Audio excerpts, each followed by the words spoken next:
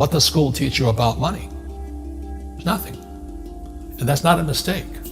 That's not an accident. The way to keep the poor and middle class working hard is never teach them what the rich know. What the rich teach their kids about money, the poor and middle class do not. If you read Rich Dad, Poor Dad, Rich Dad's lesson number 1, the rich don't work for money. Don't you touch that stuff. If I pay you, you think like an employee. Your brain will change. If you learn never to work for money, you'll be a rich man. The people that are being screwed today are the poor and middle class because they work for money. You know, the banker friends, they're not working for money. They have money working for them. Yeah, very big difference in mentality here. What is financial education?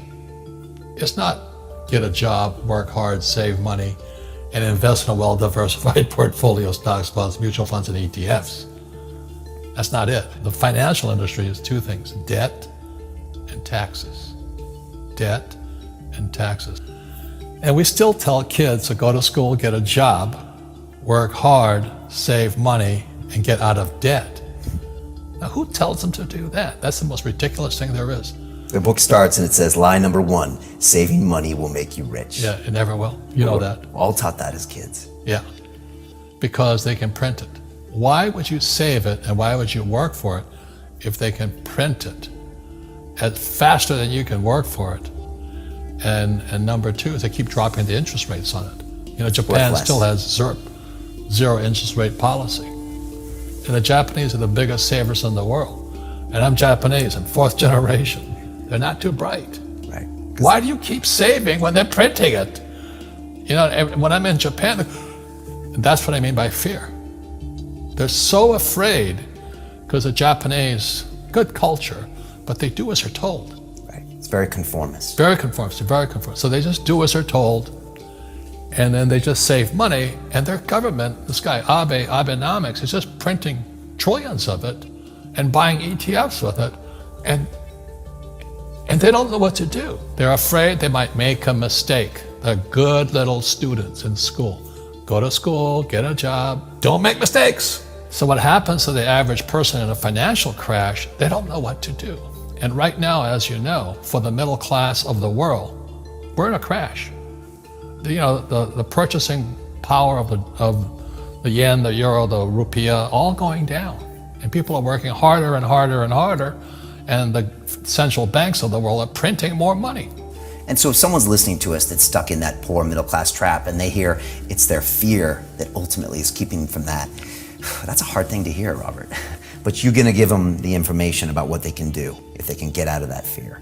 Well, every time I do a lot of speaking to the masses out there, you know, Lehman doesn't invite me in because we're gone, but they go, well, what, you know, it's so risky. What you're saying is risky. And I said, what I do isn't risky for me, but it's risky for you. And when somebody says, what is risk? You have to look in the mirror. Do you know what I mean? For me to fly in Vietnam, that was high risk. But the higher the risk, the more you have to study. You know that, I know that. So if you're not gonna study, you're not gonna practice and all that, then you should do what Wall Street tells you to do. Buy 401ks, mutual funds, ETFs and all that. But that's where they're fake assets, because they only make Wall Street or the city of London rich. Just watch where the cash is flowing. Follow the money. The reason the rich don't work for money is number 1 expense is tax. See, there's 3 kinds of income: earned, portfolio, passive. So earned income is if I get a job, that's earned income. If I'm a doctor or a programmer, that's earned income because I'm working for it. If I buy, let's say, Apple for $10 and I sell it for $20, that's portfolio income, capital gains. Yeah. But passive income, which is cash flow, is never taxed. So it's not, and so these guys are screaming right now in America, tax the rich. I said, good luck. Because most of the guys complaining, they don't know there's 3 kinds of income. And the rich don't have jobs anyway. They have assets.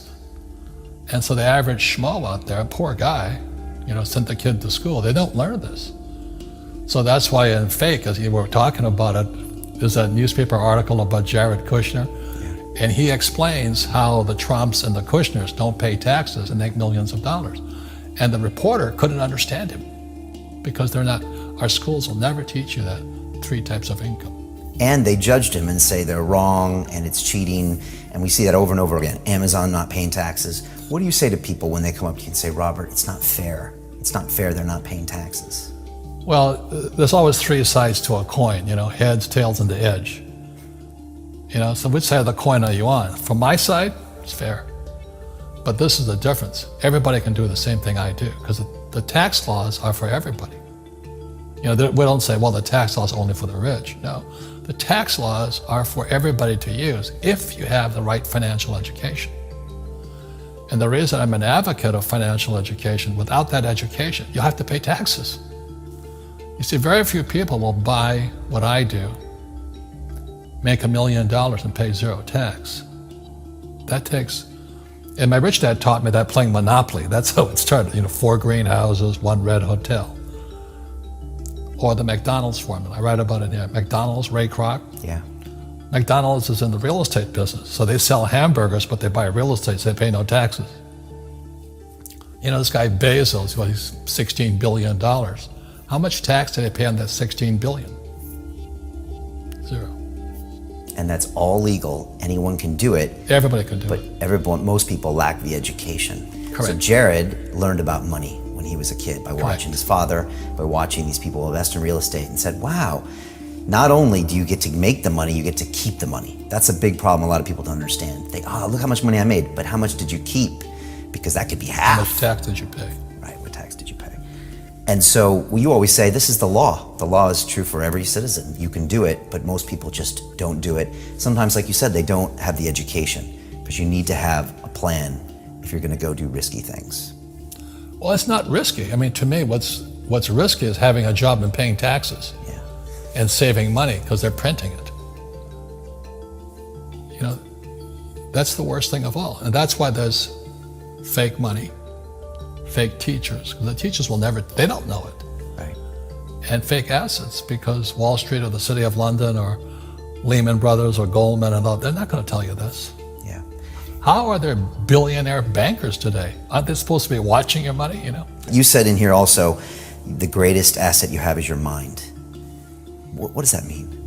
If you really want to be rich, take a class on real estate. Once you understand real estate is based on debt, learn how to use debt as money.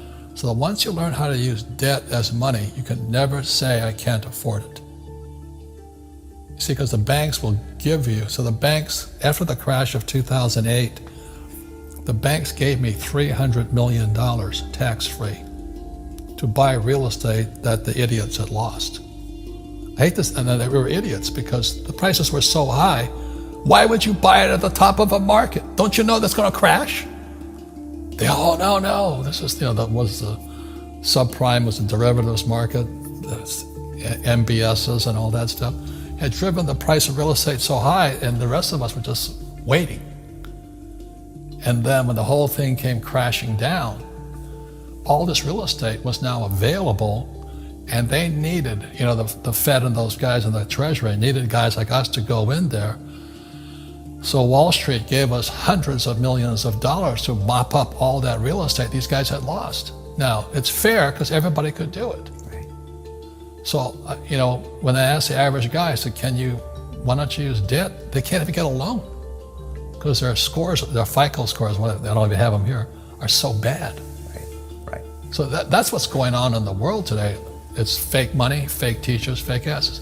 The school teachers will never tell you that because they don't know it. My poor dad never knew that. And they think the rich are crooks.